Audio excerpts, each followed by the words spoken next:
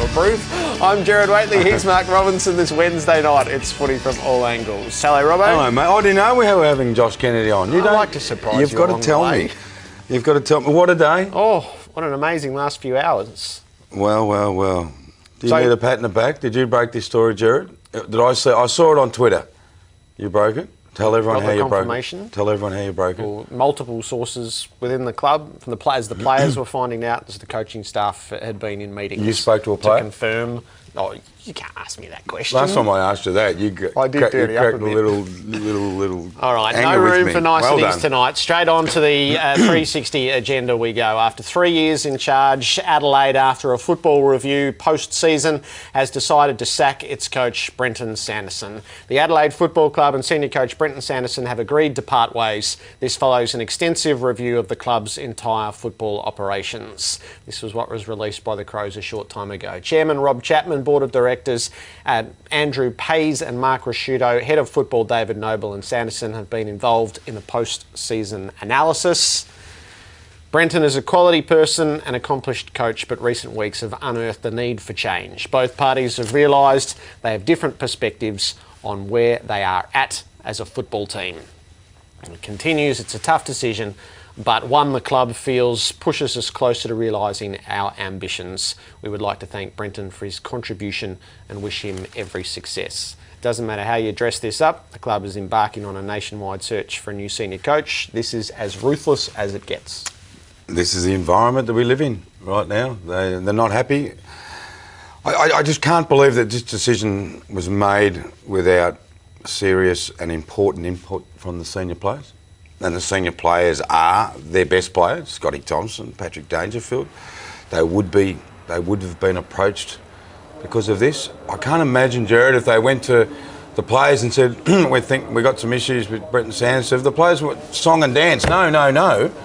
So I think Sanderson would still be there, I think. Yeah, the leadership group owns this decision. Yeah, there's no doubt about that. So the players have told the club they don't want Brenton Sanderson to be coach anymore. Ruthless business. Now the players have to take ownership of that, Jared. They'll press conference tomorrow. I don't know if they'll be there, but the players will speak up over time. It'd be great if Adelaide put up a Dangerfield. Yeah, it's in their actions that follow next. It's unlikely that publicly in their rhetoric they'll claim ownership of it, but their actions from here, this is on them. Yeah, of course it is. As they've asked for change, change is coming. A lot of it and is. they better deliver against it. Yeah, I agree with you. But most coaches who get sacked, I think it comes from the players. They don't perform, or they got issues. The fallout's extraordinary. And what's going to happen now? He had 2 years to run, so we're looking at roughly, 500, 600, 700,000 a year? Looking at $1 million payout. So the complications, the issues at the club must have been quite significant if they're prepared to pay out $1 million and go and get another person. And as we sit here right now, Jared, most people would assume, and I'm one of them, that Simon Goodwin, a very good friend of Mark Rasciuto, would be probably top of the list. But, and I know people hate it when we say this, James, but my understanding, I've been told, I'm not going to tell you who by, but I've been told that they haven't got anyone at this stage. This is a Crows club decision, and they'll start looking for a replacement. So that it's not out Sanderson in Goodwin, and the complication there is it's understood that Goodwin's got a 5-year offer from Melbourne, or he's next in line for the Melbourne job. So if they do want Sanderson, if they do want Goodwin, they had to move now because they'll have to speak to Goodwin in the next 24, 36 hours. Okay, I'll ask you more about that in a moment. So Tom Wilson is covering the story for Fox Sports News from Crows headquarters. Tom, it's been well, give us a feel for how the afternoon unfolded.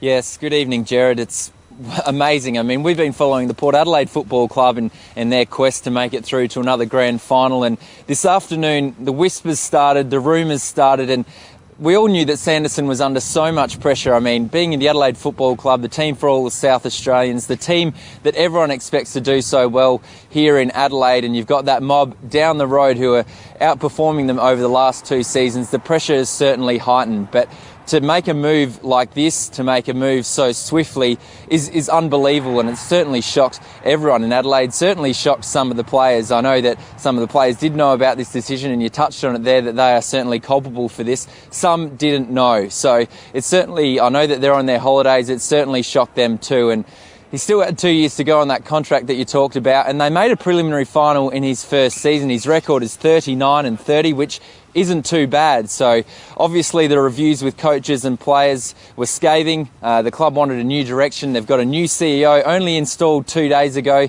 He said he needed some time to make some moves. Well, the broom has already been swept. What will happen tomorrow in Adelaide, Tom?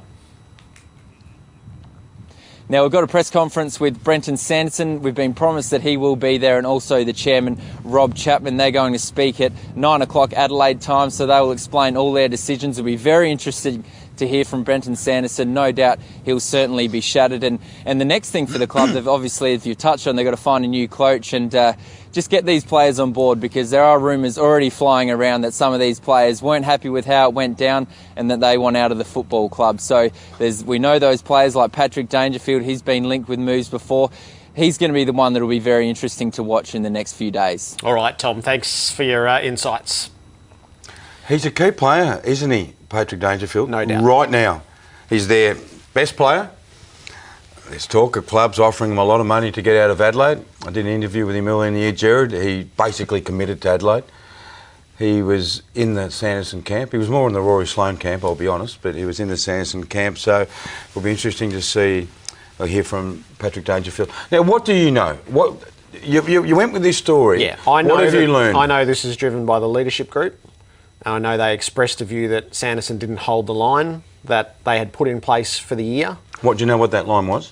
In the way that he prepared the team, in the way that they reviewed games, in the way that he instructed them, and some relationships steadily broke down over the course of the year. Communication is the first thing to go when there's trouble. Yeah, and I'm not being critical of Sanderson here, because that's only one side of the story, but it's where the players always hold sway in these matters, and it was to such a degree, and we know that Mark Rasciuto is part of this review and the experience that he brings, that they felt with 2 years to run on a contract and a coach who has a winning record, a winning overall record, that they were prepared to move on him to reassure their leadership group, who, as you point out, are their key players. So I've got two questions.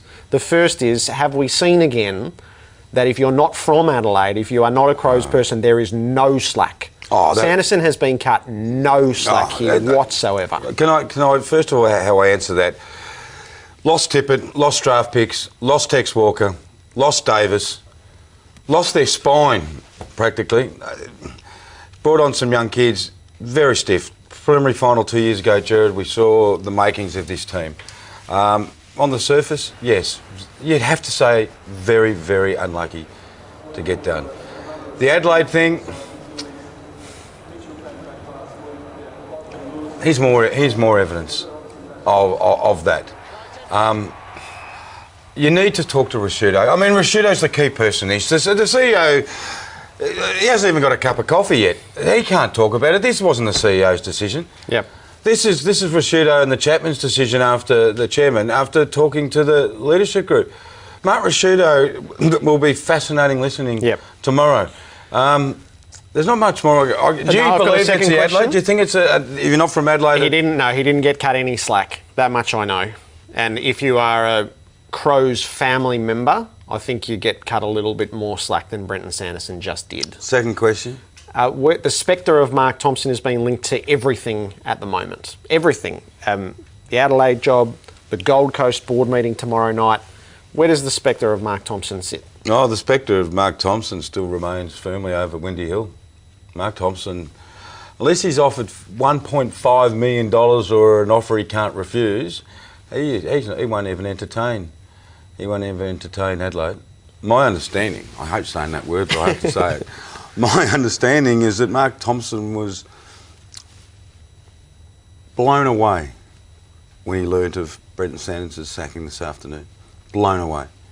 A lot of people at Essendon, my understanding again is they believe that Goodwin's got the job, but I don't think that is cut and dried as the information I've received since.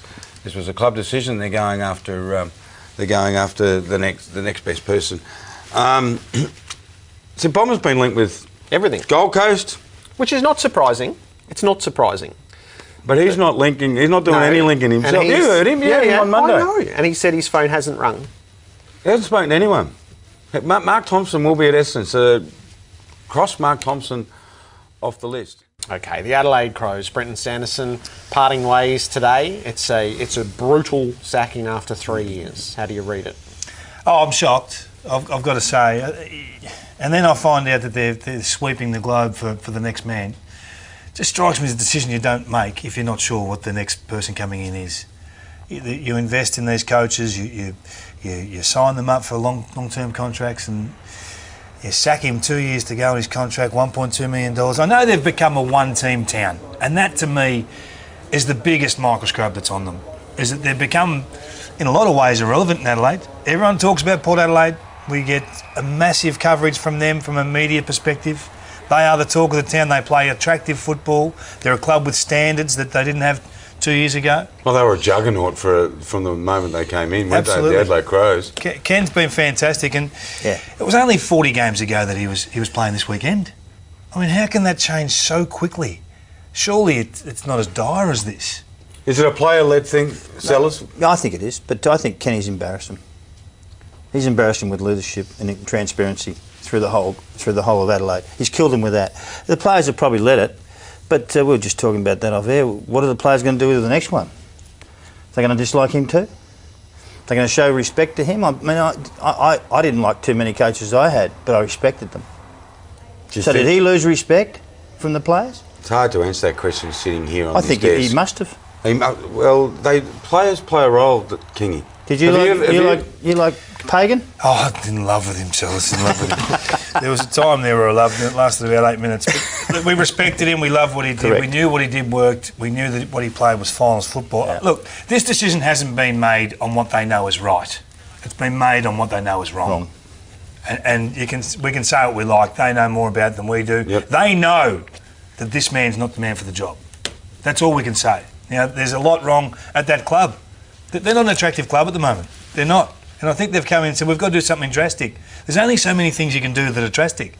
And this is the most drastic of them all. So credit to them for being strong. Was it the right decision? I don't know. He's the highest ranked win-loss ratio of any coach in Adelaide, ever. It's an amazing decision, really, when you think about it. We'll have a better... And it's a player thing, for sure. We'll have a better handle about round 12 next year when we know who the new coach is and how the players are responding. He wanted the right man, because it's a huge decision for your club to sack someone like this and then get it wrong. And I'm certain it'll be an Adelaide man. You're in Jared's corner about the...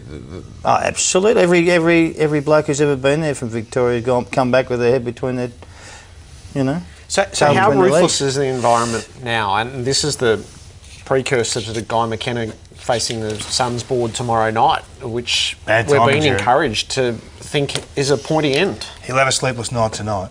If they've made that sort of decision on a Sanderson, then good luck, Guy. It's as simple as that.